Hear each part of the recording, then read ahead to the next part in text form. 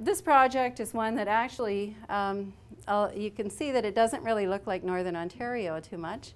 It takes place in Colombia, but the people who are engaged in it have a relationship with us at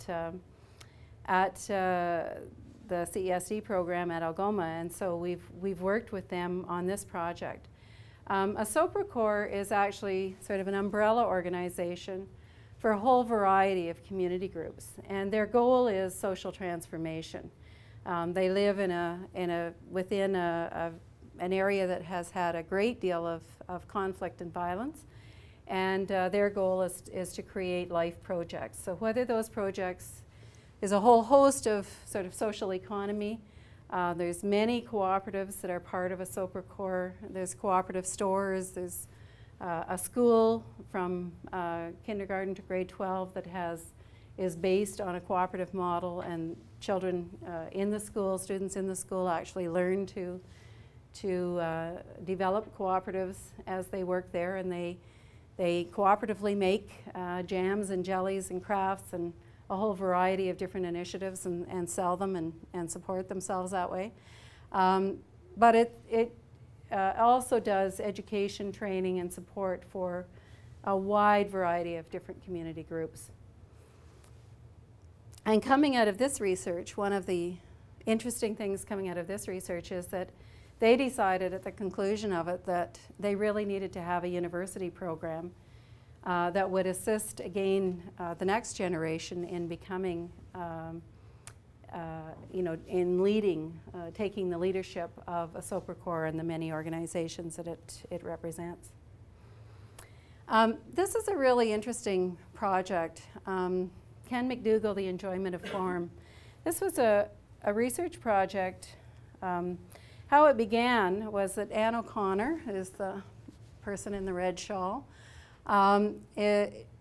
is also an amateur artist in her spare time, and Ken McDougall, who is here and down there, is 75, and he was staging a show which he was calling his last show.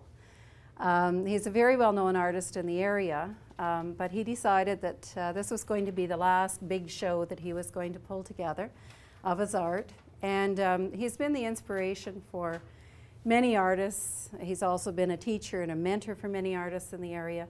And his artwork and his life really has been very based in Northern Ontario, and is very much portrays the culture and the life and the landscape of Northern Ontario in his painting. And so Anne decided that this moment in time could not be lost, and that she wanted to have him talk about some of his paintings, and she thought that the best way to do that would be to do a little video. And her vision of it was that it was just going to be this little video with, just a slide and him talking about that particular painting and another slide. And what eventually occurred was, what developed out of that idea was a film that was shown 32 times, I think, within the community, won an award for it, and which developed a whole network of young people, a filmmaker, a person who marketed the film, developed their skills in the arts community, and developed their reputations as well. And we have a film that really portrays this piece of Northern Ontario culture and keeps it for posterity. So why were these university partnerships, what was it about these ones that made them work? And that was, what were some of the common threads that came out of them? And that's what I've been thinking about and trying to write about a little bit over the last little while, is why do some work and others not? Again, thinking back on what Lou had suggested, that there isn't any common model that we can say, then what is it that we can learn from these experiences that we can take with us and perhaps tell us how to better build a successful relationship? So some of my reflections took me back to this process, because one of the things that leaped out at me was that there was a real trust that was established between the researcher or the researchers sometimes and the communities. And how did that develop? And so this is a medicine wheel of community development that I learned from a woman named Rebecca Martel, who actually comes from Saskatchewan. I'm afraid I don't know her First Nation. I went to a workshop that she presented this at many years ago, and I was struck with how such a complex concept of developing relationships and doing community development was so simplified by this this visual of a medicine wheel. But what Martel talked about was this idea that, you know, developing trust is a very iterative process. And so what the wheel shows is that it's not a series of stages. It's actually something that you do over and over again. And what you'll see as I go a little bit further in this is that the researchers who were leading this research had developed trust with the communities not over this one research project, but actually over a series of projects, over a series, a time span. In some cases, a few years, a couple of years, 2 or 3 years. In other cases, a lifetime of working in that community.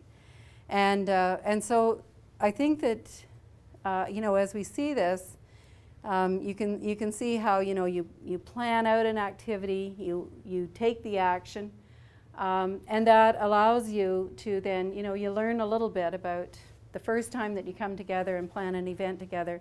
You learn something about how you work, and what you can rely on other people to do and what their skills are, what they can contribute, what they bring to the table. But as that process continues over a period of time and over a series of activities, it just gets deeper and deeper and deeper. So that relationship of trust becomes one that people are prepared to take more and more risks with and invest a greater part of themselves in. So what that brought me to was this concept of the researchers were really community developers in many ways, and that they had a host of community development skills that they were applying in their research process. So one of those was certainly the long-term relationships that they had established with the communities that they were working with.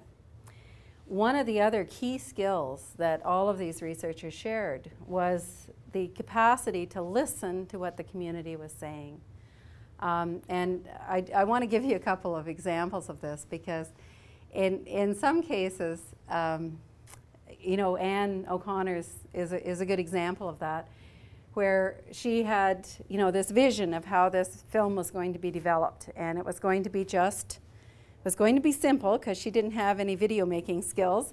So it was going to be very simple, where you just had, the painting was up there and he said a few words about it and it moved on.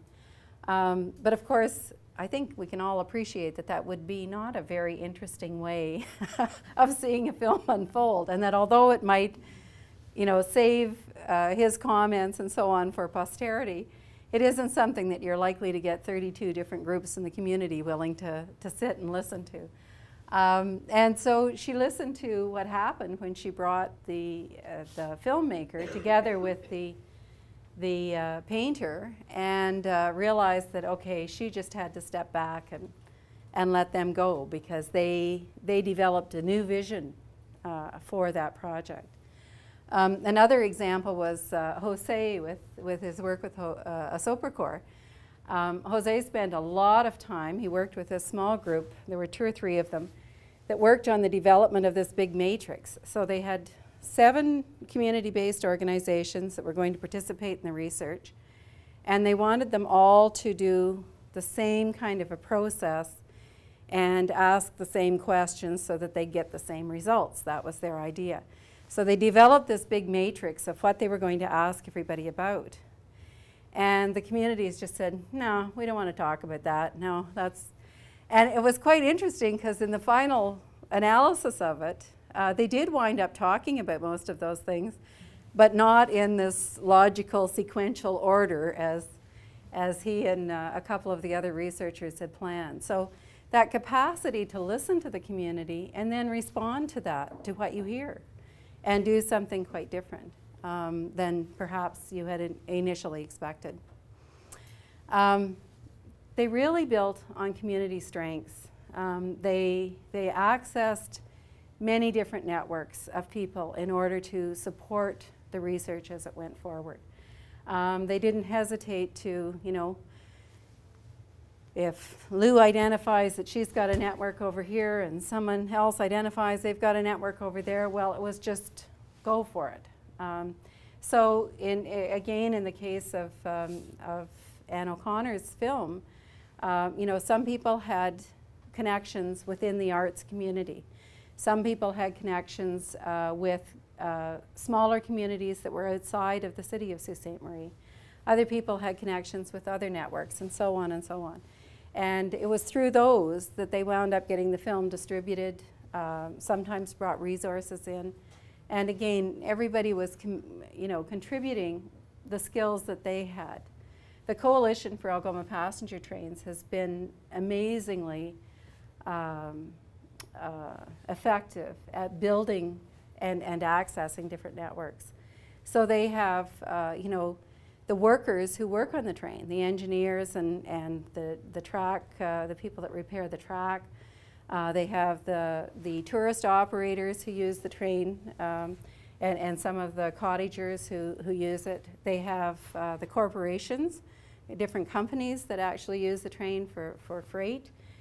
They have, they've built a network with other community groups that are working on retaining passenger rail service across Canada now. They've built a network right across Canada. Their relationships with municipalities, First Nations, politicians, they've built incredible relationships with all of them because they didn't hesitate to welcome everyone in the door. So being very inclusive and finding ways for everyone to take their piece forward. They've often tied their local initiative, now I've put global networks. In some cases it isn't global, but certainly national networks, regional networks. They've seen the value of connecting what they're doing with others. So Pinocchio Hills Farms has built relationships on a local basis with other food producers, with you know, again, policymakers, with the consumers. They've built those local relationships, but they've also built networks with the local food movement, again, across Ontario, and to a certain extent across Canada. And they were one of the places where, when we brought some people from a Sopracor up to Canada, they wanted to meet with a Sopracor farmers wanted to meet with them and find out what they were doing and learn from one another. So, you know, understanding that the issue that they're dealing with is not, it's not exclusive to their particular region, and being able to access and see the value of accessing those global networks.